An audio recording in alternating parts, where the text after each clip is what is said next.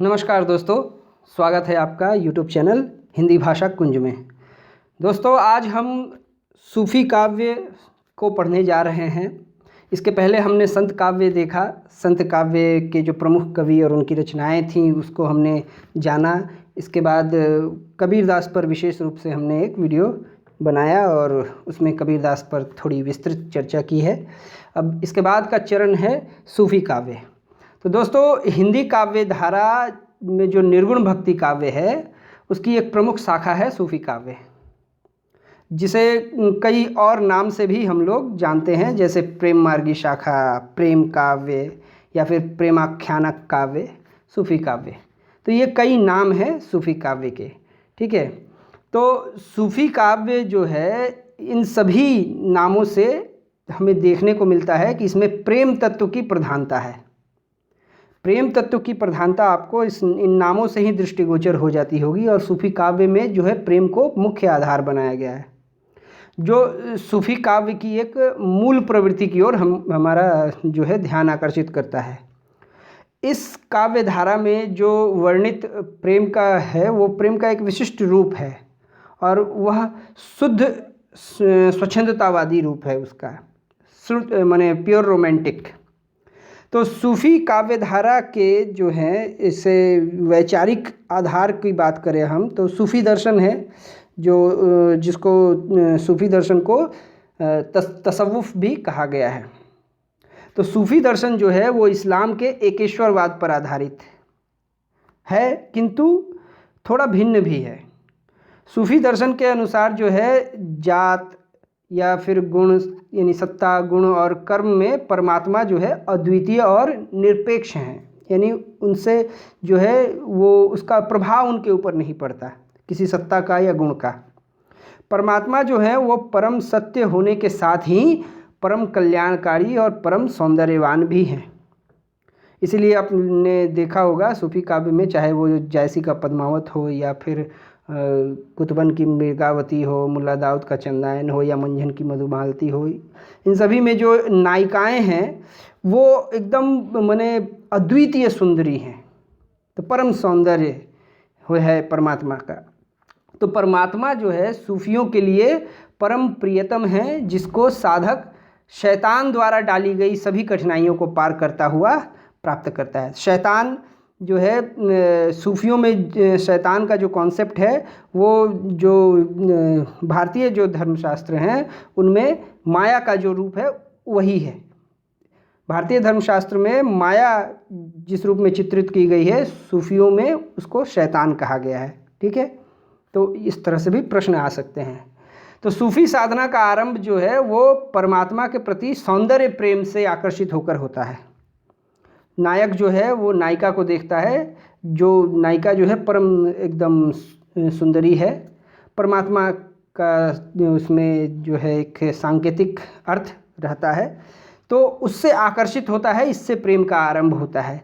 चाहे वो प्रकट रूप से देखकर हो या फिर जो है उसकी किसी तरह से डायरेक्ट या इनडायरेक्ट रूप से उसकी दर्शन हो या उसकी प्रशंसा सुनकर उसके सौंदर्य की, तो प्रेम का शुरुआत होती है प्रेम की। और वही प्रेम जो है उसमें परिणत होकर सफल होता है।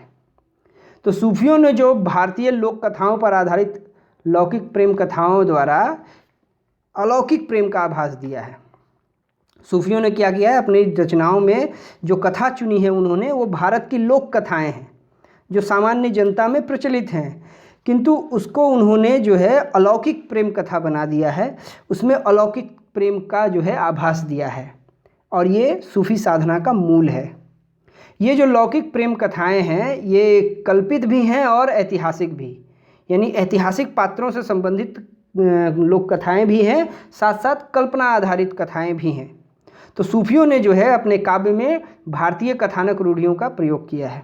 यानी कथानक रूढ़ी मतलब वो कथा की जो रूढ़ियाँ हैं, हमारे प्राचीन समय में कथा कहने की जो शैली रही है, जिस प्रकार से कथा की जाती है उसका एक पैटर्न रहा है, उन पैटर्न्स को, उन रूढ़ियों का भी प्रयोग किया है सूफियों ने।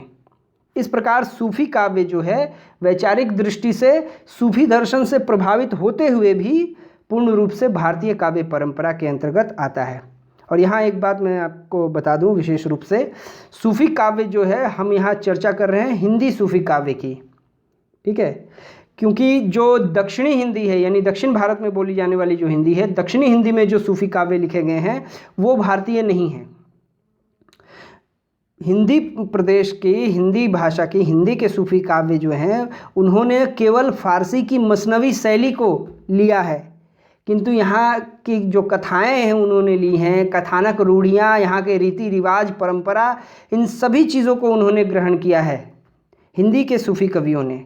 किंतु जो दक्षिणी हिंदी में सूफ़ी काव्य लिखे गए हैं वहाँ के पात्र जो है, वातावरण है, सभी कुछ विदेशी है, इसलिए ये थोड़ा भिन्न है हिंदी का सूफ़ी काव्य, ठीक है। तो इस प्रकार जो है सूफ़ी काव्य जो है उसमें भारतीय कथानक रूढ़ियों का प्रयोग हुआ है, काव्य की कथानक रूढ़ियाँ, और इस प्रकार सूफ़ी काव्य जो है वैचारिक दृष्टि से सूफ़ी दर्शन से प्रभावित होते हुए भी पूर्ण रूप से भारतीय काव्य है, भारतीय परंपरा का काव्य है। तो प्रेम कथाओं की प्रधानता होने के कारण ही इतिहासकारों ने इसे प्रेमाख्यानक काव्य कहा है, यानी प्रेम का आख्यान, व्याख्यान, प्रेम की कथा कहने वाला काव्य, ठीक है। अब आचार्य रामचंद्र शुक्ल की बात हम कर लेते हैं, उनके अनुसार सूफ़ी काव्य के बारे में उन्होंने क्या कहा है। आचार्य रामचंद्र शुक्ल कहते हैं कि हिंदी सूफ़ी काव्य फ़ारसी सूफ़ी मसनवियों से प्रभावित होकर भी क्या है, अपनी संपूर्ण बनावट में भारतीय है। यानी ये जो फ़ारसी के सूफ़ी मसनवी हुए हैं, मसनवी शैली में लिखा जाता है, सभी सूफ़ी काव्य मसनवी शैली में लिखे गए हैं, तो उससे प्रभावित होकर भी ये संपूर्ण रूप से इसकी बनावट, इसका स्ट्रक्चर, इसकी बुनावट, इसका पूरा जो है फॉर्मेट जो है वो भारतीय है। काव्य के प्रारंभ में ईश्वर की स्तुति, मसनवियों की शैली जो है वो स्तुति की जाती है, ईश्वर की स्तुति की जाती है, शाह वक्त की प्रशंसा की जाती है। शाह वक्त यानी उस वक्त के शाह, यानी उस वक्त के शहंशाह, जिस वक्त में सूफ़ी कवि रचना कर रहे हैं, जिस समय में रहकर, जिस देश में रहकर, उस देश के जो शासक हैं उसकी प्रशंसा करना ये ट्रेडिशन है मसनवी शैली की। तो शाह वक्त की प्रशंसा है, गुरु की वंदना है, फिर से आत्म परिचय, अपना थोड़ा सा परिचय भी वो देते हैं। तो क्या है, एक ही छंद का प्रयोग, ये मसनवी शैली की विशेषता है। ये मसनवी शैली के बारे में आचार्य रामचंद्र शुक्ल कहते हैं, ठीक है। एक बार फिर से मैं कह देता हूँ, इसको ध्यान में रखिएगा, नोट करके रखिएगा, मसनवी शैली की विशेषताएं क्या होती हैं। तो मसनवी शैली की विशेषता है, प्रथम विशेषता यही है कि उसमें ईश्वर स्तुति होगी, ठीक है। इसके अलावा शाह वक्त यानी उस वक्त के शहंशाह की प्रशंसा होगी, गुरु की वंदना होगी, प्लस आत्म परिचय, कवि अपने बारे में थोड़ा सा परिचय देगा, और ये जो है एक ही छंद में, यानी मात्र एक छंद का प्रयोग होगा। पूरा काव्य जो है वो एक छंद में लिखा गया होगा, ठीक है। जैसे दोहा जो है सबसे छोटा छंद है, दोहा 24 मात्राओं का सबसे छोटा छंद है, तो वो एक छंद है। तो उसी तरह से और भी छंद हैं, चौपाई है, तो इन सब छंदों का प्रयोग करके बस एक ही कोई छंद अपनाएगा सूफ़ी कवि, ठीक है।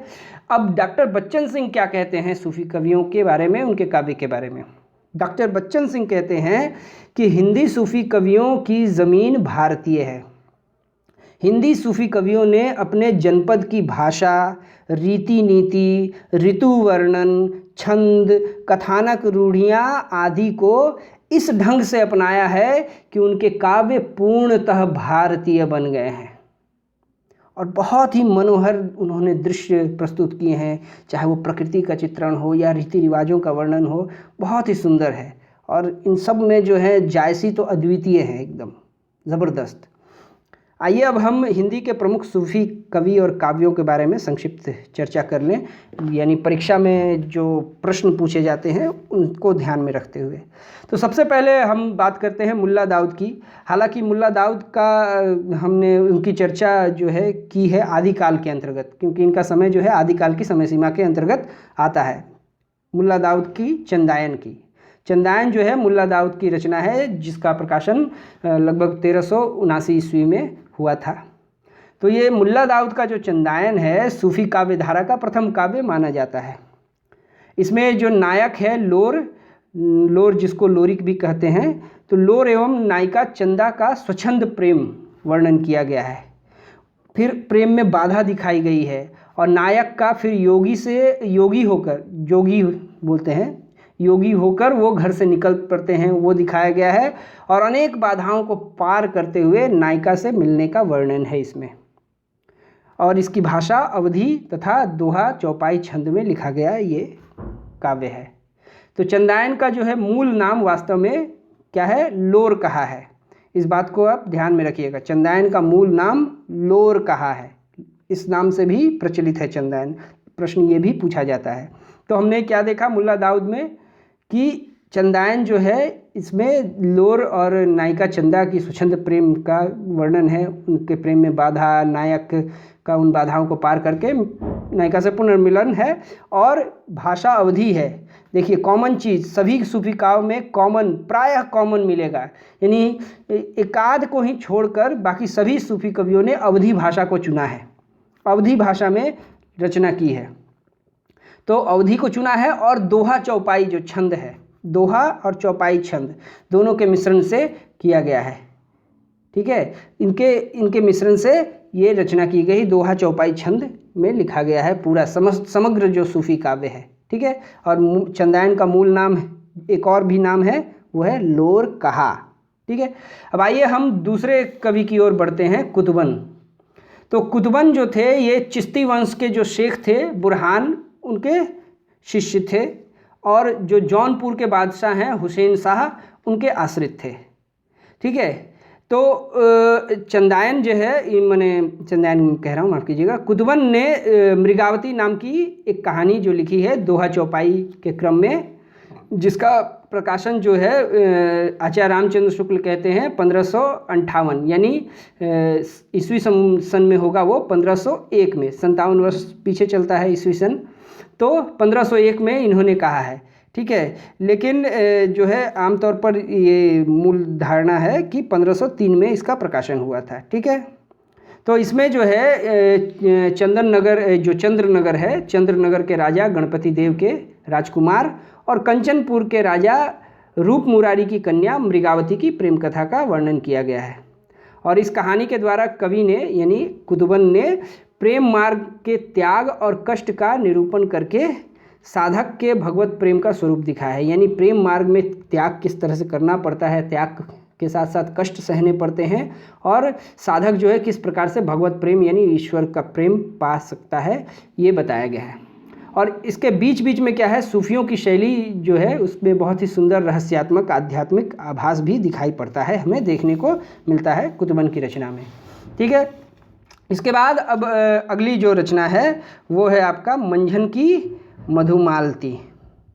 ठीक है, तो जो मंझन ने जो रचना की मधुमालती, जिसका प्रकाशन वर्ष माना जाता है 1545 ईस्वी को, तो मृगावती जो है वो मृगावती के समान मधुमालती जो है ये भी क्या है, 5 चौपाइयों के उपरांत एक दोहे का क्रम रखकर रचना की गई है। यानी 5 चौपाइयाँ, चौपाई 4 लाइन्स की जो है एक छंद में रची हुई जो है वो छंद है, और 5 चौपाई आती है, उसके बाद एक दोहा आता है, इस क्रम में रचना की गई है।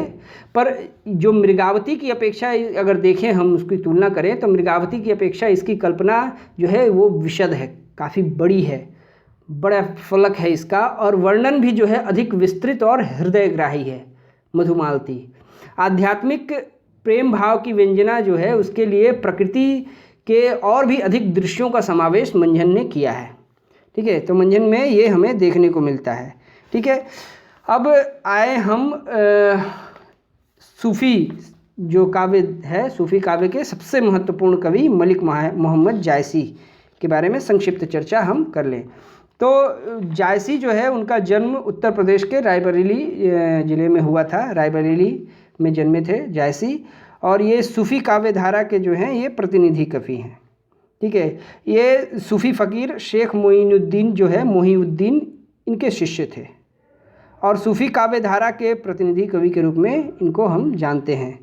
और उनका सबसे महत्वपूर्ण जो ग्रंथ है उसका नाम है क्या, पद्मावत। आपको याद होगा लगभग 2-3 साल पहले फिल्म आई थी एक पद्मावती, तो उसमें रणवीर सिंह और दीपिका पादुकोण थे, दीपिका पादुकोण पद्मावती के रोल में थी, तो वही कहानी है।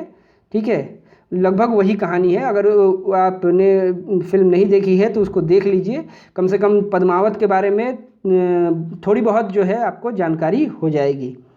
तो ये इनकी रचनाएं हैं। इसके अलावा अन्य रचनाएं भी हैं, जायसी ने अन्य ग्रंथों की रचना भी की है, जिसमें अखरावट है, आखिरी कलाम है। आखिरी कलाम जो है ये आपका माने जो उस वक्त के बादशाह थे बाबर, तो बाबर की प्रशंसा इसमें की गई है। इसके अलावा चित्ररेखा है, कहरनामा है, मसलानामा, ये सारी रचनाएं हैं जायसी की। परीक्षा में पूछा जाता है, इसलिए इन सबको आप नोट कर लीजिएगा अच्छे से, ठीक है। और इसके बाद अब हम जो है देखें माने जायसी के पद्मावत पर हम थोड़ी बातचीत कर लें, क्योंकि पद्मावत उनका सबसे महत्वपूर्ण ग्रंथ है और उनका ही नहीं समग्र जो है सूफ़ी काव्य का एकदम सबसे महत्वपूर्ण ग्रंथ है। और न केवल सूफ़ी काव्य बल्कि हम जो देखें भक्ति काल में जितनी भी रचनाएं हुई हैं उसमें प्रबंध काव्यों में सबसे महत्वपूर्ण एक जो माने जाते हैं ग्रंथ, उनमें से एक है पद्मावत। तुलसीदास के रामचरितमानस और ये पद्मावत जायसी के ये अत्यंत ही महत्वपूर्ण ग्रंथ है। तो पद्मावत जो है, पद्मावत सूफी काव्य परंपरा की प्रौढ़तम कृति है, यानी सबसे मैच्योर कृति है। इसमें चित्तौड़ के राजा रत्नसेन एवं सिंगल द्वीप की राजकुमारी पद्मावती के प्रेम विवाह एवं इसके बाद के जीवन का चित्रण हुआ है। इसके प्रयोजन को स्पष्ट करते हुए जायसी ने कहा है, क्या कहा है कि संसार में अपना चिन्ह छोड़ जाने के लिए पद्मावती की रचना की गई है। पद्मावत उन्होंने लिखा है। उन्होंने क्यों लिखा, तो इन्होंने अपना चिन्ह, अपना निशान यानी अपनी स्मृति इस संसार में छोड़ जाने के लिए इसकी रचना की है। तो ये भी क्या है, अवधी भाषा में लिखी गई है और दोहा और चौपाई छंद में इसकी रचना हुई है, ठीक है। और पद्मावत को जो है अगर कवित्व और भाव की व्यंजना की दृष्टि से देखें तो ये अत्यंत ही उच्च कोटि की रचना है। पद्मावत को प्रतीकात्मक काव्य भी कहा जाता है। क्यों? क्योंकि उसके सभी पात्र जो हैं दार्शनिक तत्वों के प्रतीक हैं। जैसे देख लीजिए, रत्नसेन जो है वो रत्नसेन आत्मा के प्रतीक हैं, नायक, और पद्मावती परमात्मा का। तो ये आत्मा परमात्मा को पाने की कोशिश करता है। और नागमती जो है यानी रत्नसेन की पहली पत्नी ईड़ा का रोल प्ले करती है, ईड़ा जो नाड़ी है। इसके अलावा जो राघव चेतन है या फिर अलाउद्दीन जो है, ये माने जो बुरी शक्तियां हैं, शैतान के प्रतीकात्मक चरित्र हैं। शैतान, जैसा कि अभी थोड़ी देर पहले मैंने जिक्र किया कि जो भारतीय कॉन्सेप्ट में जो माया का जो स्थान है, माया का जो कॉन्सेप्ट है, वही सूफियों में शैतान का कॉन्सेप्ट है, ठीक है। तो ये पद्मावत की कुछ बातें हुई। अब आइए हम देखते हैं कि जो अन्य और कौन से पद्म हैं प्रेमाख्यानक काव्य हैं, सूफी प्रेमाख्यानक काव्य, ठीक है। तो सूफियों के अलावा भी, असल में सूफी नहीं कहना चाहिए, क्योंकि सूफियों के अलावा जो दूसरे लोग हैं उन्होंने भी प्रेमाख्यानक काव्य लिखे हैं उस वक्त, जो सूफ़ी नहीं थे, किंतु वो जो थे सूफ़ी काव्य के अंतर्गत ही आते हैं, क्योंकि वही पैटर्न वही है, ठीक है।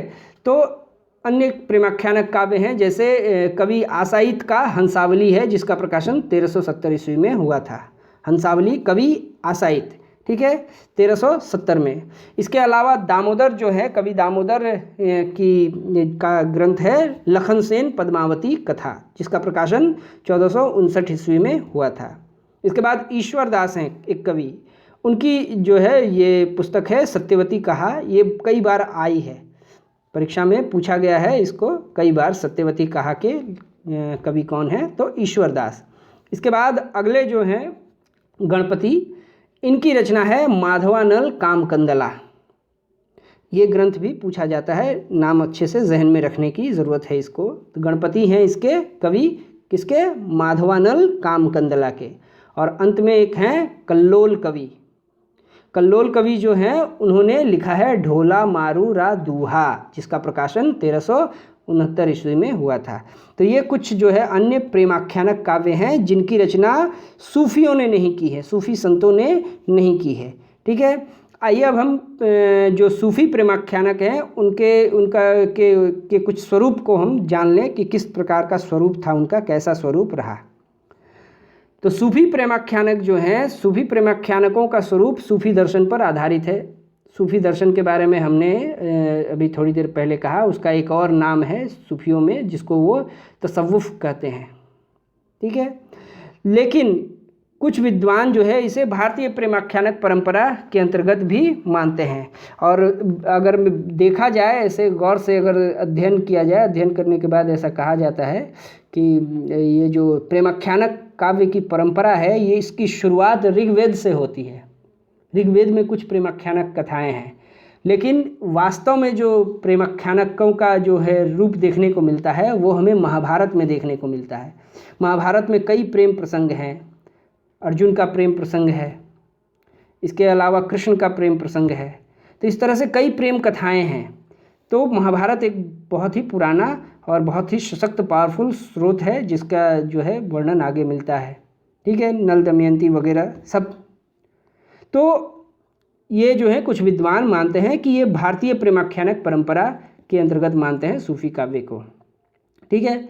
लगभग सभी सूफी कवियों ने भारतीय कथानक रूढ़ियों का और काव्य परंपराओं का पालन किया है। लगभग ऑलमोस्ट ऑल सूफी कविज जो हैं उन्होंने क्या किया है, भारतीय जो कथानक की जो रूढ़ियाँ हैं, यानी कथा कहने की जो विधि है, किस तरह से कथाएं की जाएंगी, तो उन विधियों का पालन किया है। और काव्य की जो परंपरा है, काव्य में जिन जिन चीज़ों के नियम बने हुए हैं उनका पालन किया है।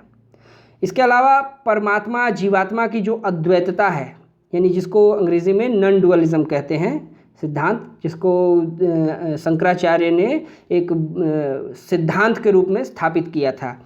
हालांकि उसका जो है उल्लेख पहले भी रहा है, बहुत पहले वेदों में, उपनिषदों में, विशेष करके उपनिषदों में, लेकिन शंकराचार्य ने उसको एक सिद्धांत के रूप में स्थापित किया। तो वही जो परमात्मा जीवात्मा की अद्वैतता की बात है, या फिर सद्गुरु का जो महत्व, यानी सच्चे गुरु के महत्व को जिस तरह से संत कवियों ने, कबीरदास और दूसरे संत कवियों ने जिस तरह से बखान किया है, उसी प्रकार से वही समान रूप में सूफियों में भी ये देखने को मिलता है, ठीक है।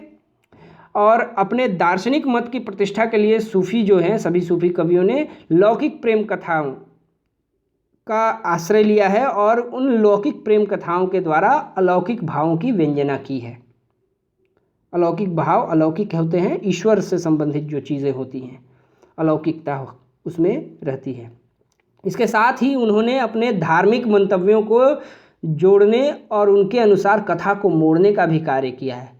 ये बात भी एक बहुत ही महत्वपूर्ण है। जो लोक कथाएं उन्होंने चुनी हैं, उन लोक कथाओं में सूफी जो मत है, सूफी मत के जो दार्शनिक आधार हैं, सिद्धांत हैं, जो उन सिद्धांतों के अनुसार उन कहानियों में थोड़ा बहुत परिवर्तन कर दिया गया है। जो कथाएं उन्होंने कही हैं अपने काव्यों में, वो कथाएं पहले से समाज में प्रचलित हैं, लेकिन सूफियों द्वारा जब उस कथा का प्रयोग किया जाता है तो वो अपनी मान्यताओं के अनुसार उसको थोड़ा मोड़ते हैं, उसको थोड़ा परिवर्तन करते हैं। अगली जो बात है सूफी प्रेमाख्यानों का जो स्वरूप उसमें देखने को मिलता है कि समस्त सूफी काव्य जो हैं वो सभी प्रबंधात्मक शैली में है, सब प्रबंध काव्य हैं। प्रबंध काव्य यानी उसमें कथा की एक धारा चलती है, जिसमें कथा की एक धारा बहे, वो है एक संपूर्ण कथा कही जाए। मुक्तव काव्य क्या होता है, वो छोटे छोटे अंशों में बटी होती है। जैसे कबीर के दोहे हैं, एक दोहे का दूसरे दोहे से कोई संबंध नहीं है। तो प्रबंध काव्य में लिखे गए हैं सभी सूफी काव्य, और इसमें कथा तत्व जो है वो प्रधान है। उसकी प्रधानता के कारण ही इसकी शैली जो है वो इतिवृत्त्यात्मक हो गई है ज़्यादातर। इतिवृत्त्यात्मक यानी स्थूल वर्णन के रूप में जो है चीज़ें आई हैं। इसके अलावा जो चरित्र चित्रण की दृष्टि से यदि हम देखें तो सूफी काव्य में जो मानव और मानवेतर, यानी मानव क्या है, कोई नायक और नायिका लेंगे मनुष्य को, या फिर मानवेतर यानी मनुष्य से अलग, यानी कोई राक्षस हो सकता है, परी हो सकती है, कोई पक्षी है, तोता है, हंस है, बेताल है। तो इन दो प्रकार के चरित्रों की सृष्टि की गई है, ठीक है। इसके अलावा और क्या चीज़ें कॉमन देखने को मिलती हैं सूफी काव्यों में कि इनकी नायिकाएं अप्रतिम सुंदरी हैं, जिसके सौंदर्य वर्णन में कवियों ने भारतीय जो नख सिख वर्णन की परंपरा है उसका लाभ उठाया है। नख सिख, नख मतलब नाखून, सिख मतलब सिर के बाल, यानी पैर के नाखून से सिर के बाल तक के एक एक अंग का सौंदर्य उसका वर्णन किया है। और जायसी ने उन्मुक्त भाव से पद्मावती के सौंदर्य का वर्णन किया है, जिसमें उनके गुप्तांगों का वर्णन भी है। ठीक है, तो इसके साथ ही साथ जो है नायिका को सती धर्म का पालन करते हुए दिखाया गया है। आपने पद्मावती फिल्म में देखा होगा, पद्मावती अपनी समस्त जो है महल की सभी स्त्रियों को लेकर के जौहर करती है, आग में अपने को समर्पित कर देती है जब उन्हें विश्वास हो जाता है कि पति उनके मारे गए हैं। तो ये जौहर धर्म का पालन करती हैं। हालांकि ये बहुत ही गलत परंपरा है, लेकिन ये चल रही थी तो उस समय की परंपरा का भी इसमें समावेश किया गया है सूफी काव्यों में। और जो नायक है इसमें सूफियों के ग्रंथों में जो नायक है उसका चरित्र क्या है, धीर है, धैर्यवान, साहसी और बल वीर तेज से युक्त है। ठीक है, तो सूफी काव्य में प्रेम को जीवन का सर्वोपरि तत्व मानते हुए उसके प्रति अत्यंत उदात्त दृष्टिकोण, बहुत ही एकदम ऊंचा हायल आइडियलिस्ट दृष्टिकोण व्यक्त किया गया है। प्रेम को सर्वोपरि तत्व माना गया है, इसीलिए सूफियों के काव्य को प्रेम काव्य भी कहा जाता है। उनका प्रेम जो है वो कुंठा रहित स्वच्छंद प्रेम है। कुंठा यानी जो है जो रूढ़िवादी जो ऑर्थोडॉक्स मान्यताएं हैं प्रेम को लेकर, उनसे मुक्त है। प्रायः सभी सूफी प्रेमाख्यानक काव्य की भाषा हमें देखने को मिलती है क्या है, अवधी। सभी की भाषा ऑलमोस्ट अवधी में लिखा है सबने, और दोहा चौपाई छंद का प्रयोग किया है। ये पूरा कॉमन है सभी सूफी काव्य में ऑलमोस्ट। सूफी काव्य केवल साहित्यिक दृष्टि से ही महत्वपूर्ण नहीं है, बल्कि उसमें दार्शनिक, धार्मिक या फिर नैतिकता के साथ ही ज्योतिष का भी, कामशास्त्र का और वैद्यक यानी जो मेडिकल, उस वक्त की मेडिकल जो पद्धति थी, इन सब का भी विस्तार से वर्णन हुआ है सूफी काव्य में। तो ये सूफी प्रेमाख्यानक काव्यों का स्वरूप था, उनका नेचर था, उनमें ये सब चीज़ें दिखाई देती हैं। अब आइए हम सूफी काव्य की प्रमुख विशेषताओं पर थोड़ी नज़र डाल लेते हैं। तो इन सब के बारे में चर्चा हो चुकी है, हम थोड़ी सी बहुत ही संक्षिप्त में चर्चा कर लेते हैं। तो सूफी काव्य की जो प्रमुख विशेषता है वो पहली विशेषता है प्रेम तत्व की प्रधानता। प्रेम को इन्होंने सर्वोपरि स्थान दिया है इनके जीवन में। जो लौकिक प्रेम है, लौकिक प्रेम को उन्होंने जो है अपने काव्य में स्थान दिया है, और फिर लौकिक प्रेम कथाओं के आधार पर अलौकिक प्रेम की भी व्यंजना की है इन्होंने। यानी जो सामान्यतः पद्मावती और रत्नसेन ये लौकिक पात्र हैं, पुरुष स्त्री है, लौकिक है, लेकिन उनके प्रेम में जगह जगह पर अलौकिक प्रेम यानी आत्मा और परमात्मा, आत्मा का परमात्मा के लिए प्रेम जो है वो हमें दिखाई देता है। जायसी ने उसका संकेत किया है, कुतुबन ने, मंजन ने, मुल्ला दाऊद ने, सब ने उसमें संकेत दिया है। ठीक है, अगली जो विशेषता है वह है भारतीय लोक संस्कृति के अनेक क्रियाकलापों का चित्रण। तो समस्त सूफी कवियों ने क्या किया है, भारतीय लोक संस्कृति के पर्वों को लिया है, जो पर्व मनाए जाते हैं, त्योहार हैं जो, या फिर और भी लौकिक जीवन में अनेक जो दूसरे क्रियाकलाप हैं, उन सब का चित्रण इसमें किया गया है। अगली विशेषता है प्रकृति का विस्तृत वर्णन। सभी सूफी कवियों ने प्राकृतिक सौंदर्य, उस वक्त, उस समाज, उस दौरान प्रकृति के जो रूप सौंदर्य हैं, उन रूप सौंदर्यों का चित्रण सभी सूफी कवियों ने किया है, जिसमें जायसी का जो है प्रकृति चित्रण बहुत ही सुंदर और मनोरम है। और एक तरह से जब वो पद्मावती का सौंदर्य वर्णन करते हैं तो उस सौंदर्य वर्णन में वो प्रकृति को भी शामिल कर लेते हैं, उसके साथ घुला मिलाकर इस रूप में चित्रण करते हैं कि पद्मावती के अद्वितीय सौंदर्य का तो हमें आभास होता ही है, साथ ही साथ प्रकृति के मनोरम चित्र भी हमें दिखाई पड़ते हैं। अगली जो विशेषता है सूफी काव्यों की वह है सूफी दर्शन का प्रभाव। तो सूफी दर्शन का प्रभाव हमें देखने को मिलता ही है।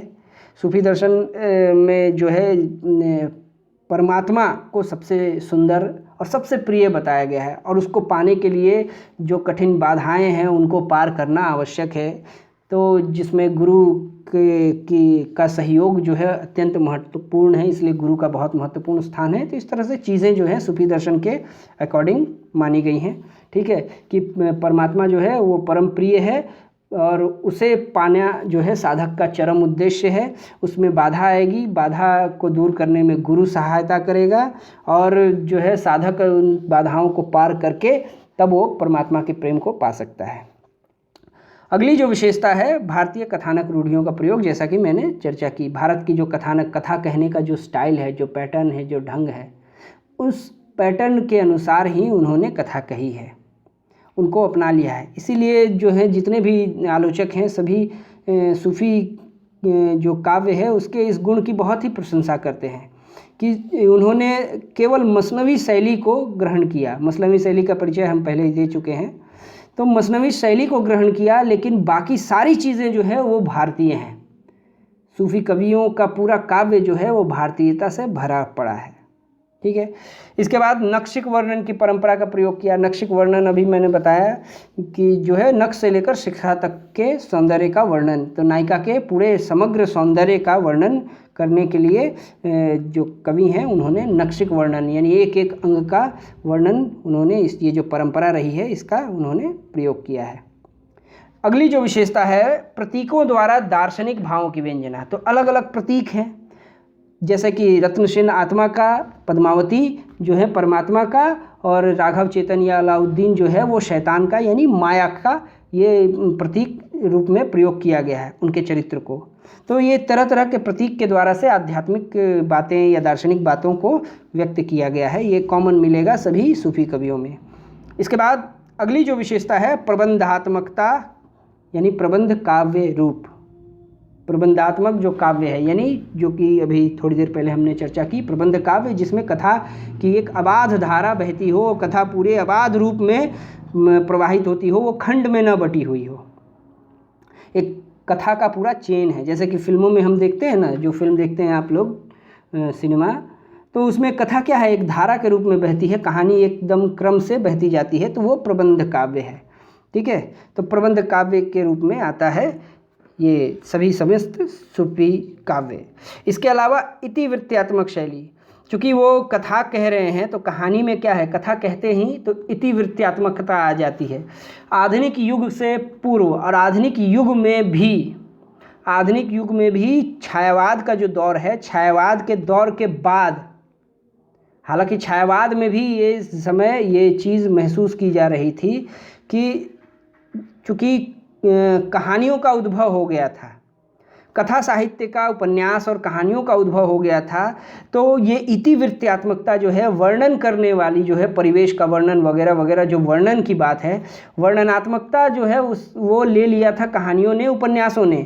तो अब कवियों के लिए जो है वर्णनात्मकता जो है उससे मुक्त होना ज़रूरी था। लेकिन भक्ति काल में, रीति काल में इसकी कोई गुंजाइश नहीं थी, उस वक्त वर्णनात्मकता चलती थी, इसलिए वर्णनात्मकता आ गई है, इतिवृत्त्यात्मक आ गई है। ठीक है। ये शैली का प्रयोग देखने को मिलता है सूफी काव्यों में। और जो कॉमन विशेषता है, जो अवधी भाषा का प्रयोग जो है सभी सूफी कवियों ने किया है। हमने देखा है मुल्ला दाऊद हो, चाहे कुतुबन हो, मंझन हो, जायसी हो, सभी ने अवधी भाषा का प्रयोग किया है। लेकिन इनकी अवधि और महाकवि तुलसीदास की अवधि एक नहीं है। तुलसीदास की जो अवधि है वो संस्कृत निष्ठ है, यानी संस्कृत का बहुत ही ज़्यादा प्रभाव है।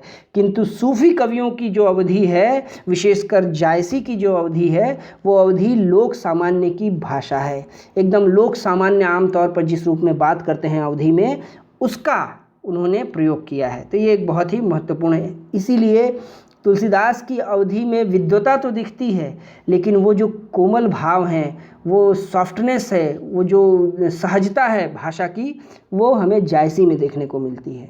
और आचार्य शुक्ल ने इसकी बहुत प्रशंसा की है। अगली जो विशेषता है वह है दोहा चौपाई छंद का प्रयोग। मुख्यतः इन्होंने इन दोनों छंदों का प्रयोग किया है सभी सूफी कवियों ने। इसके बाद अगली विशेषता है फारसी की मसनवी शैली का स्पष्ट प्रभाव। तो हमें स्पष्ट प्रभाव देखने को मिलता है। कैसे? तो अपने ग्रंथ में जो है वो ईश्वर की स्तुति करते हैं, फिर जो है अपने वक्त के शहंशाह जो हैं, शाह वक्त, उसकी प्रशंसा करते हैं, गुरु की वंदना करते हैं, अपना परिचय देते हैं। तो ये शैली है मसनवी शैली। तो ये स्पष्ट प्रभाव सभी सूफी कवियों के काव्य में देखने को मिलता है हमें। तो दोस्तों, ये रहा सूफी काव्य। एक वीडियो में मैंने समग्र सूफी काव्य को कवर किया है, इसलिए ये अत्यंत महत्वपूर्ण है।